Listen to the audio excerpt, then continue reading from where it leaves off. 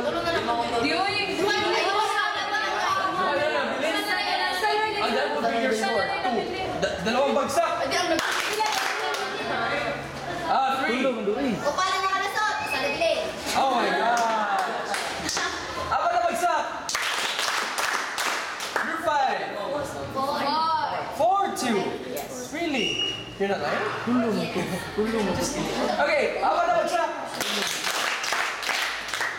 Okay guys, for group 1, ilan tayo niyo nakakalusot sa inyo? 1. So why do you think that happened na 1 well? Did you use plans or what? How did you communicate? Yes. Presentation. Of course, it was for group 2.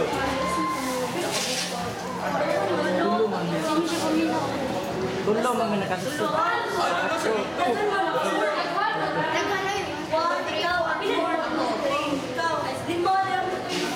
So can you think of reason why ka na nakakon mo?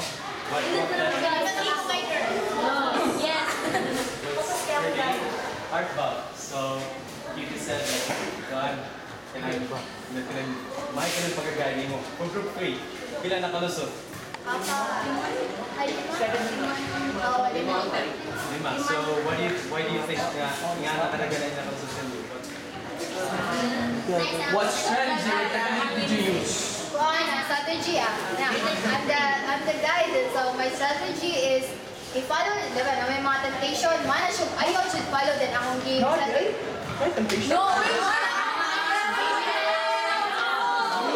ata kaya din, pag umanan ako, ang hangin na siya ako, kung asa, ang hangin, nana ko din ang hangin, so nadyo ko din hidden. Ang shadow. May pako dito. Ako naguyog na. Sorry. Okay, so that was group 4. No? You're group 2, right? I'm free. 3, right? So group 4. So group 4. Ilan nakalusot sa group 4? Upat. So Upat. 4. can you tell us why? How did you run? Supposed to be sponge ta lima di tayo nakalusot din stop man. Yeah. Ano siya, ang among strategy gikano jud katong pasulti ni mo din wala minaw mi kailangan mi strategy daan. So gilayan ako sila into one ko a direction. At the same time, ako sa gilinay nga do not follow jud sa mga temptation. Just be with me always. So mauto and every time na makuan sila ko anong nalay mga samok-samok effect. So amo jud na-apply ang trust and team building atong akuan time.